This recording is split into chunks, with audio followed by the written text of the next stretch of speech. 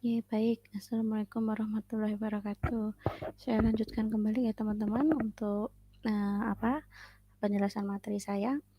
Jadi saya sampaikan sampai ke reduksi data. Ya, kita masih di kualitatif dulu sebelum saya bahas nanti saya tambahkan kuanti dan juga ada literatur review gitu nggih. Oke, saya lanjutkan lagi di sini, saya ulangi lagi karena tadi mungkin terlalu cepat saya menjelaskan di sini. Nah, di bagian reduksi data ya. Oke, reduksi data ini nanti kalian lakukan ketika teman-teman sudah melakukan proses yang kedua tadi. Nah, atau proses yang ketiga tadi, di mana tadi sudah memasukkan hasil data atau hasil wawancara dari informan di lapangan ditabulasikan dalam bentuk dalam bentuk tabel seperti yang saya contohkan tadi. Jadi dari hasil yang di lapangan kalian silahkan buat dalam bentuk tabel gitu kan. Nah, dari bentuk tabel masing-masing dari jawaban masing-masing. Atau kalau teman-teman sudah menulis, jadi tidak hanya menggunakan rekaman, tapi sudah menulis hasil dari apa itu? Hasil dari di lapangan. Coba gini, misalnya gini, kan instrumen di lapangan itu kan pertanyaan secara utuh gitu ya. Misalnya pertanyaannya ada 10. Jadi kan kalian menuliskan secara urut pertanyaan 1 sampai 10. Nah, sedangkan kita kalau ingin menganalisis itu kan setiap item pertanyaan. Jadi misalkan saya memberi pertanyaan kepada Pak Hadi dan Pak Sutris sebagai dosen PPKN. Pertanyaannya kan sama gitu kan. Nah, pertanyaan nomor 1 sampai 10 semuanya sama. Nah, ketika menganalisis, kita kan menganalisis setiap item pertanyaan, bukan secara keseluruhan. Jadi kita analisis dulu mulai dari nomor 1 dulu. Makanya kita pisahkan dulu. Jawaban Pak Sutris nomor 1 itu apa? Jawaban Pak Hadi nomor 1 itu apa? Jawaban Bu Amira nomor 1 itu apa? Nanti kita sandingkan gitu kan. Nah, disandingkan baru kita dapat menganalisis. Nah, misalkan di sini kita setelah didapatkan tadi hasilnya 1 sampai 10 sudah dibuat plot-plot tadi, dibuat dalam tabel tadi, kita baru bisa melakukan proses reduksi data. Nah, reduksi data ini kita bisa kelompokkan lagi berdasarkan apa sih? Oh, mungkin dari visi misi prodi, mata kuliah AIK, dan juga dari RPS Prodi PPKN.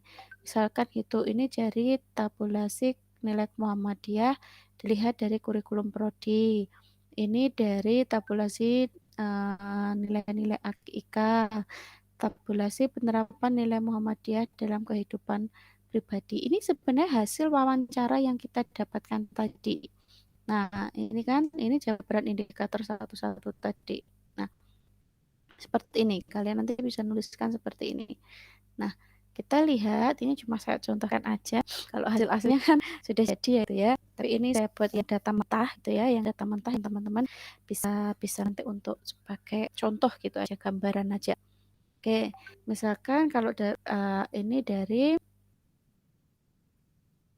Oh sorry, ini bukan ini, sorry, yang ini bukan wawancara, ini yang pertama ini dari dokumentasi.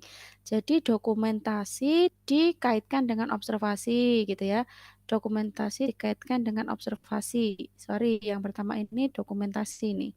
Nah, jadi kalau dokumentasi kan berdasarkan dari dokumen yang didapat, dokumen yang kita analisis gitu. Nah, dokumen yang saya analisis berdasarkan penelitian ini saya menganalisis melihat dari visi misinya prodi, melihat dari mata kuliah AIK, dan juga melihat dari RPS prodinya. Nah, nanti dikaitkan di sini dijabarkan dengan hasil observasinya gitu ya. Sorry, ini berarti ini bukan wawancara, tetapi di sini adalah dokumentasi. Itu. Nah, dokumentasinya ada nggak? Sorry, ini kebalik juga saya. Oke, saya ganti di sini deh.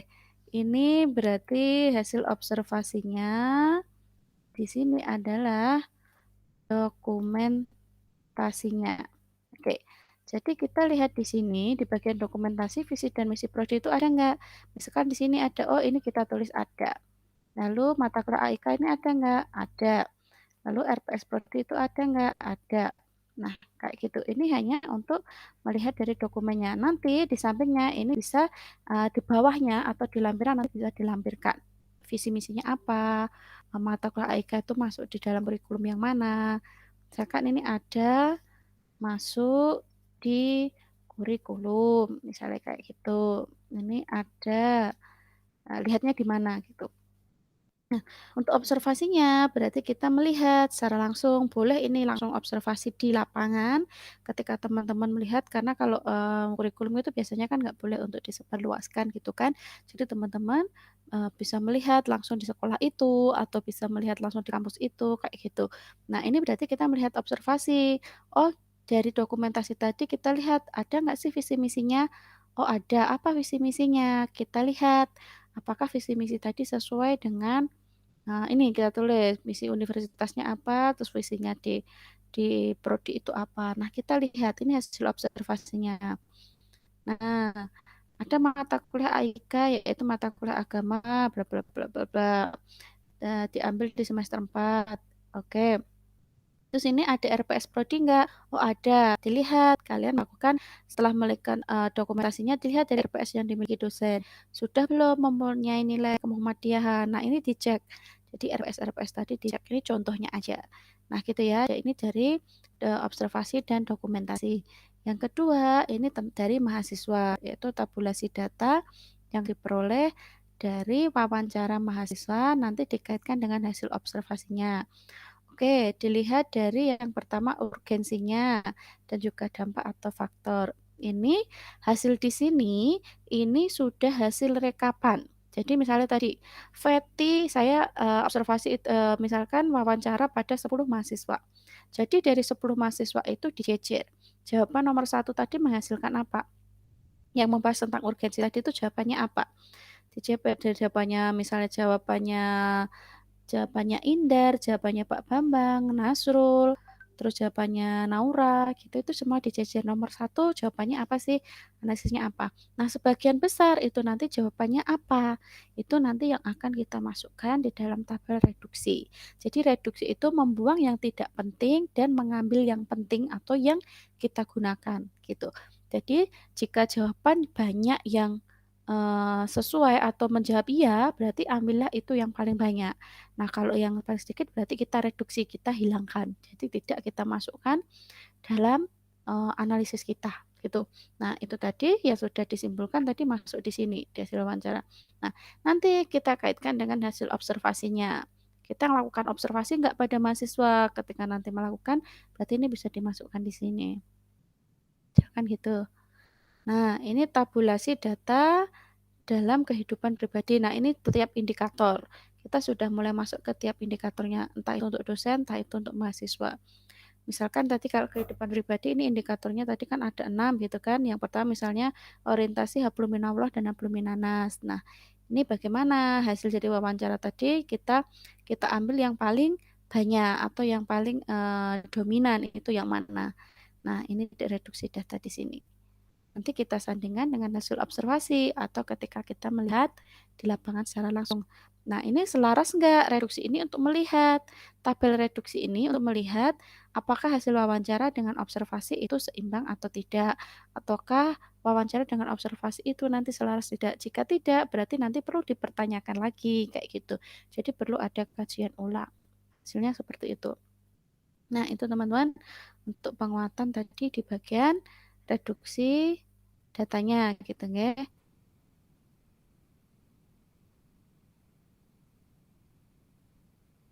Di bagian reduksi data. Nah, saya tampilkan lagi. Oke, saya rasa yang kualitatif juga sampai di situ. Jadi teman-teman, nanti kalau sudah reduksi data, analisis sudah tinggal nanti menjabarkan di bagian pembahasan. Nah, di hasil dan pembahasan itu kalian menampilkan hasil yang kalian dapat tadi, reduksi tadi seperti apa ditulis, lalu dijabarkan kembali. Jadi hasil wawancara dengan siapa itu dituliskan dijabar dalam bentuk tulisan. Seperti yang kita tahu bahwa kualitatif itu adalah pandai untuk menulis, intinya gitu. Jadi teman-teman pandai untuk mendeskripsikan di dalam proposal teman-teman. Nah, kalau kuantitatif tinggal membaca datanya kayak gitu. Nah, kita bedakan kalau kita pakai ke kuantitatif. Saya pakai contoh dari skripsi dan juga tesis saya ya. Oke, ini lagi saya contohkan yang kemarin teman-teman sudah punya dari skripsi saya ya. Nanti bisa untuk dibaca lagi, bisa dilihat lagi ini kalau dari yang skripsi. Coba teman-teman bisa lihat di sini. Di sini ada di bab 3-nya. Oke, bab 3 itu pada bukan pengujian prasyarat. Ini oke, nanti itu kan prasyarat ya, teman-teman sudah mendapatkan. Nah, ini judulnya tentang perbedaan gitu kan. Perbedaan, jadi kita yang karena perbedaan hasil belajar dengan metode X dan metode Y misalnya gitu. Atau perbedaan hasil belajar siswa di kelas A dan kelas B dengan menggunakan metode X misalnya gitu. Perbedaan apa ya? Uh, Misalkan perbedaan hasil pemilu dengan hasil pemilu di desa di wilayah X misalnya kayak gitu, itu kita bisa menggunakan uji T ya, karena uji beda rata-rata. Karena analisis itu cuma ini biasanya uji beda, uji T, kalau hubungan terus pengaruh itu nanti bisa menggunakan regresi, terus menggunakan ANOVA kayak gitu. Itu nanti hanya itu aja yang digunakan. Dan saya rasa ini sudah dibahas dulu di statistik gitu ya. Jadi ini bukan ranah saya untuk menjelaskan sampai situ sebenarnya. Oke. Misal di sini menggunakan uji beda rata-rata atau uji T atau independent sample t-test. Oke, karena data bersifat homogen dan berdistribusi normal serta bersifat independen. Oke, perhitungan koefisien T nanti dijelaskan di sini kalian menggunakan program bantuan apa. Menggunakan SPSS atau menggunakan apa, atau menggunakan SEM, itu kan ada yang menggunakan SEM juga. Oke, silahkan nanti bisa dituliskan di sini. Oke, ini tinggal lihat teori aja kalau ini teman-teman. Atau menggunakan melihat dari yang sudah ada juga boleh. Nah, ini intinya kalau analisis data pada kuantitatif adalah untuk membuktikan H0 dan juga HA atau hipotesis 0 dan hipotesis alternatif. Jadi H H0 dan juga HA yang sudah teman-teman tuliskan di bab 2 atau di setelah kerangka pikir itu nanti akan kita buktikan di sini gitu ya. Kita tuliskan lagi H0-nya apa, HA-nya apa gitu. Nanti yang akan kita ujikan di sini. Nah, nih. Nah, ini misalkan hasil uji T-nya. Secara singkat, hasil perhitungan independent sample t-test untuk kedua kelompok bisa kita lihat seperti ini. Jadi nanti hasil yang sudah didapat di SPSS dikopas atau dipindah ke sini gitu ya. Jadi nanti di sini teman-teman menganalisis gitu ya. Nah, jadi kalau di kuantitatif itu tinggal menganalisis ininya aja. Hasil perhitungan independent sample t-test pada kemandirian belajar siswa yang dinyatakan dalam standar gain dapat dilihat bahwa harga F 1,80 dengan tingkat signifikansi 0,18.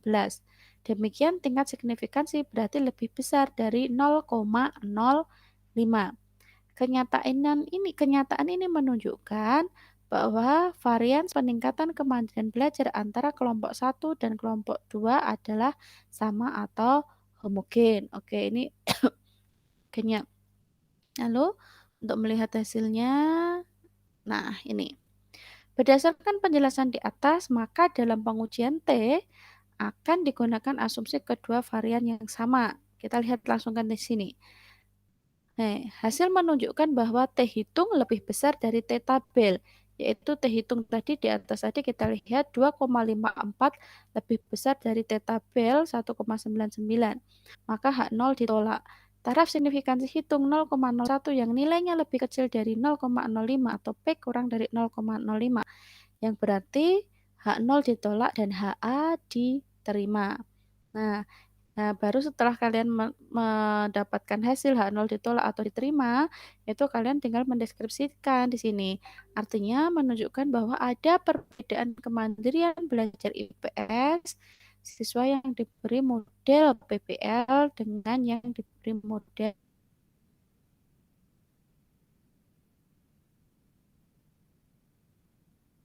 5E. Contohnya gitu. Nah, ini nanti baru dijelaskan di dalam pembahasan lagi. Kalau di kuantitatif seperti itu. Nah, kalau di kualitatif, jadi kalau kualitatif hasil itu. Nah, pembahasan itu adalah mendeskripsikan lagi dari hasil yang sudah didapat tadi, yang dari SPSS tadi dideskripsikan di sini. Nah, teman-teman bisa untuk melihat di sini secara sendiri ya, mandiri. Nah, ini dijabarkan. Sebelum kelas eksperimen 1, bla bla bla. Nah, nanti bisa ditampilkan dalam bentuk-bentuk diagram atau grafik itu juga boleh. Nah, ini kan perbedaannya. Kalau eksperimen 1 hasilnya berapa, eksperimen 2 berapa. Nah, kayak gitu. Sama, ke bawah juga saya tampilkan data seperti ini juga sampai akhir. Jadi untuk melihat perbedaan rata-ratanya itu sejauh mana. Kayak gitu. Itu kalau yang untuk apa namanya? Sorry. Untuk yang kuantitatif ini dengan uji beda. Nah, ada lagi ini yang kuantitatif tapi tidak menggunakan uji beda. Tetapi ini kalau nggak saya menggunakan analisis varians gitu ya. Coba kita lihat di sini. Nah, coba kita lihat di sini teman-teman. Oke. Nah, ini adalah yang saya contohkan kemarin itu adalah yang apa itu gaya belajar tadi itu loh, yang gaya belajar dilihat dari pengaruh gaya belajar terhadap hasil belajar misalnya gitu ya. Berarti kan itu melihat pengaruhnya. Nah, ini menggunakan analisis varians. Oke, dua jalur. Kenapa dua jalur? Karena tadi kan ada dua, melihat dari hasil belajarnya dan juga gaya belajar gitu. Nah, analisis varians dua jalur untuk menganalisis pengaruh antara dua variabel bebas, yaitu metode PBL dan metode TPS, dengan variabel kontrol gaya belajar yang memiliki dua kategori, yaitu visual dan gaya belajar auditorial. Teman-teman mungkin nggak usah sejauh ini ya, ini kelas tesis ya, jadi lebih kompleks. Kalau skripsi tidak perlu sejauh ini, jadi cukup satu aja, pengaruh X terhadap Y gitu aja, jadi bisa menggunakan regresi aja. Nah, kalau ini udah varians dua jalur, dua ANOVA itu berarti dua variabel bebas, terus ada variabel ininya, variabel kontrol dan variabel terikatnya juga, variabel kontrolnya dua dan nanti ada satu variabel terikat kayak gitu. Jadi itu lebih kompleks. Jadi teman-teman boleh menggunakan satu aja, pengaruh X terhadap Y gitu aja. Itu nanti menggunakan regresi. Gampang, regresi tinggal semuanya sebenarnya ada sih, kalian tinggal di internet cari aja analisis regresi gitu sudah nemu nanti di situ. Gitu ya. Untuk yang apa analisis untuk yang di kuantitatif. Nah,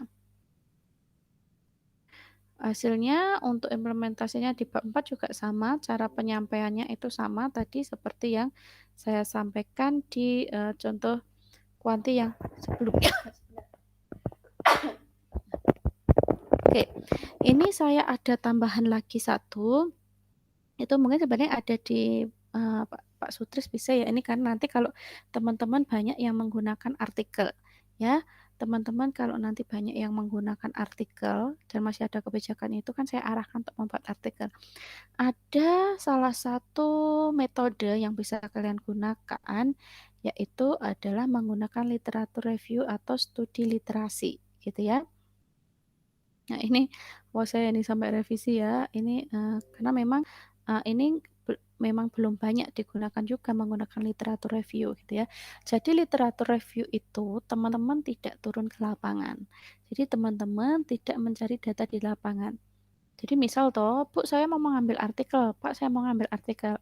Menggunakan apa metodenya? Kalau kalian tidak melakukan penelitian ke lapangan, kalian cukup menggunakan analisis literatur review ini.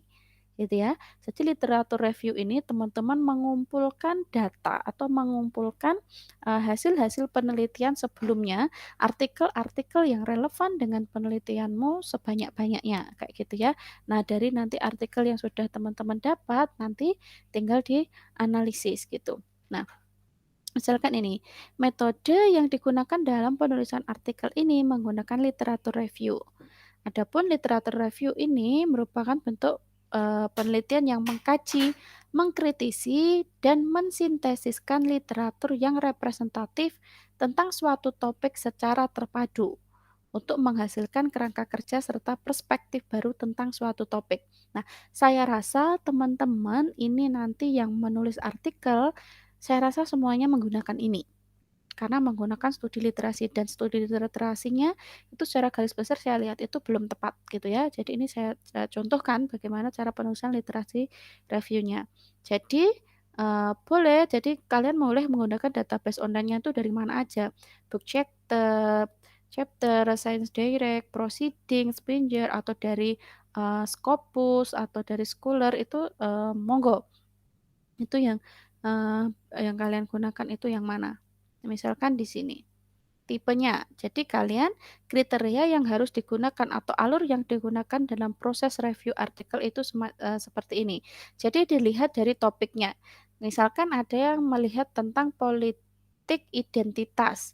Berarti topik yang harus dikaji di sini adalah tentang politik identitas gitu ya. Misalnya kalau saya di sini mencari artikel yang relevan dengan tema kajian yang ditulis tentang pembahasan service learning di pendidikan tinggi dan, pola pemikiran Paulo Freire tentang problem posing, misalnya kayak gitu. Jadi, topik atau artikel yang kalian cari semuanya itu harus sama, satu tema. Tidak harus judulnya persis, tapi temanya yang sama. Ditulis juga di sini dijelaskan, rentang waktu artikelnya pencariannya mulai tahun berapa sampai berapa. Kalau di sini saya batasi mulai 2010 sampai 2021. Rentang usianya yang digunakan pada mana, pendidikan tinggi atau pendidikan dasar atau pendidikan menengah. Konteksnya apa? Kalau saya melihat di sini adalah konteks pendidikan di perguruan tinggi gitu ya. Nanti teman-teman misalkan menggunakan tadi politik identitas, berarti politik identitas fokus pada, negara Asia atau, negara-negara di Asia atau fokus di negara Indonesia, kayak gitu juga boleh. Nah, bahasa. Jadi artikel yang kalian dapatkan nanti dalam bahasa apa aja? Apakah bahasa Inggris, apakah bahasa Indonesia saja, atau bahasa Rusia, monggo gitu ya. Itu sebanyak-banyak terserah teman-teman. Nah, metode penelitian yang diambil atau, nanti kalau mendapatkan artikel itu metodenya apa saja? Oh, kalau saya mengambil semua, kuantitatif boleh, kualitatif boleh, literatur review juga boleh. Jadi nanti boleh digunakan semua, kayak gitu. Nah, lalu di sini ada tahapan dalam melakukan literatur reviewnya. Oke, misalkan yang pertama adalah perencanaan literatur review. Proses perencanaan literatur review ini tadi berarti kalian sudah menentukan dulu, apa itu, judul-judul yang kalian gunakan itu apa, tema-tema yang akan kalian gunakan itu apa saja. Yang kedua adalah penentuan kata kunci. Jadi biar mempermudah itu menggunakan keyword, kata kunci. Misalnya judul kalian, pada politik identitas pada mayoritas generasi muda di Indonesia, misalnya gitu ya. Berarti di situ kan yang jadi kata kuncinya adalah politik identitas dan generasi muda gitu kan. Nah, jadi kalian melihat dari 2 kata kunci itu aja dalam mencari di, Scopus, dalam mencari di Google Scholar, dalam mencari di Sinta, dan lain sebagainya. Nah, lalu tahap selanjutnya adalah setelah menemukan kata kuncinya, kalian melakukan pengumpulan artikel. Jadi mencari artikel tadi, di-download semua, mencari artikel, masukkan Mendeley, misalnya gitu. Selanjutnya adalah klasifikasi data artikel. Jadi, data artikel tadi yang sudah didapat, kalian bisa kumpulkan, diklasifikasi. Oh, mana sih yang masuk dalam tadi yang menggunakan politik identitas, mana yang masuk dalam kelompok untuk generasi muda, itu klasifikasi data atau artikelnya. Selanjutnya ada proses reduksi juga, ini sama dengan proses kualitatif tadi, reduksi data artikel. Jadi, setelah dibaca, ternyata ini nggak masuk walaupun judulnya masuk. Nah, ini boleh direduksi, boleh dibuang gitu ya, reduksi data. Jadi boleh digunakan yang sesuai aja. Yang terakhir adalah analisis. Oke, saya contohkan di sini. Nah, ini teman-teman, jadi nanti prosesnya kayak gini. Tabel data literatur review. Jadi semua data yang kalian dapat atau semua artikel yang kalian dapat itu silahkan ditulis, dimasukkan di dalam metode atau hasil pembahasan kalian. Jadi hasil pembahasanmu yaitu ya nonton artikel-artikel yang sudah kalian cari. Gitu. Jadi nek literatur review kayak gitu. Pembahasanmu itu nanti adalah mendeskripsikan dari artikel-artikel yang sudah kalian cari sesuai dengan kata kunci yang sesuai dengan tema kalian, gitu ya. Nih, misalkan ini saya bedakan menjadi 5 unsur utama. Penulis dan tahun, judul, metode penelitian yang digunakan, hasil utama, subjek dan tempat penelitian. Oke, misalkan penulis dan tahunnya ini ditulis ya. Ingat tadi karena saya merentang antara 2010 sampai 2021. Berarti yang kurang dari tahun itu berarti tidak boleh masuk di sini kayak gitu. Nah, ini semuanya kan rentangnya sama sampai ke 2021 gitu kan. Nah, ini juga sama judulnya apa dituliskan di sini. Metode ini sudah masuk ke proses apa itu? Proses masukkan data itu di sini tadi ya. Metode penelitiannya yang digunakan apa? Ini yang benar-benar digunakan untuk ini ya, untuk analisis loh ya, tapi kalau yang nggak untuk analisis nggak usah dimasukkan di sini. Hasil utamanya apa dituliskan di sini, subjeknya di mana dilakukan, itu juga perlu dituliskan. Nah, kayak gitu, itu contohnya aja. Nah, misalkan gini, kalian juga boleh setelah membuat itu, kalian membuat dalam bentuk matriks. Dari sebanyak, misalkan tadi saya mendapatkan 15 gitu ya, 15 itu tadi harus, karena itu harus Scopus ya, jadi harus dituliskan dalam bentuk Scopus tadi. Dari 15 itu tadi, yang kalian gunakan untuk analisis itu berapa, gitu ya. Misalkan saya berbicara tentang konsep service learning dan konsep problem posing. Itu teorinya siapa tadi yang di atas tadi yang saya gunakan? Oh, teorinya ini saja yang saya gunakan. Yang digunakan pedoman utama maksudnya. Terus tahapan tadi saya menggunakan teorinya siapa. Sama teman-teman nanti disesuaikan dengan variabelnya siapa atau tema apa yang kalian ambil dan kalian nanti menggunakan teorinya siapa. Kayak gitu. Nah, ini bisa juga dijabarkan dalam bentuk seperti ini. Misalkan, saya ingin melihat konsepnya. Apa sih konsepnya? Nah, misalnya menurut tadi saya kan mengambil punya si Brown ini ya, nih. Teorinya Brown Bridgewell, Kristin Selyo, dan Stigmont. Nah, ini dijabarkan. Karena saya mengambil 3 orang tadi, berarti ini saya jabarkan menurutnya mereka itu apa. Kayak gitu. Nah, sama juga. Nanti kalau yang bawah ini Mudneret itu apa?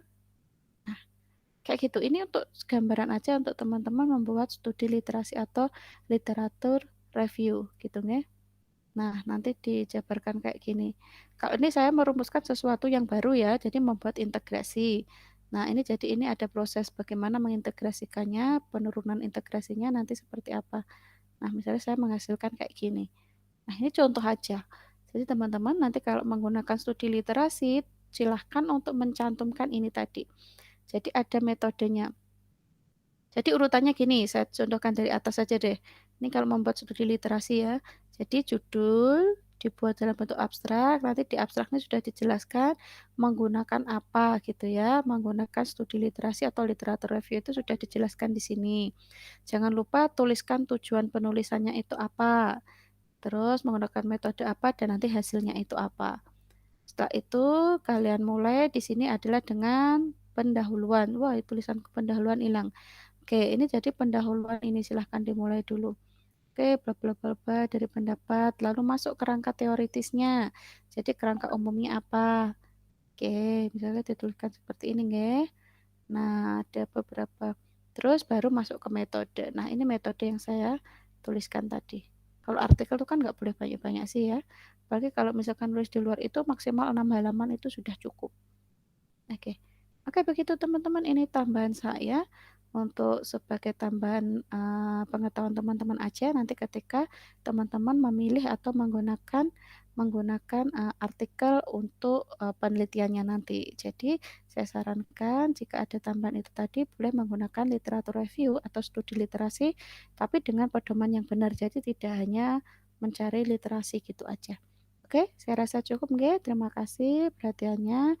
Semoga bermanfaat untuk teman-teman semua dan nanti akan saya lanjutkan masih ada tambahan lagi jika butuh untuk penjelasan lebih lanjut. Terima kasih partisipasinya. Wassalamualaikum warahmatullahi wabarakatuh.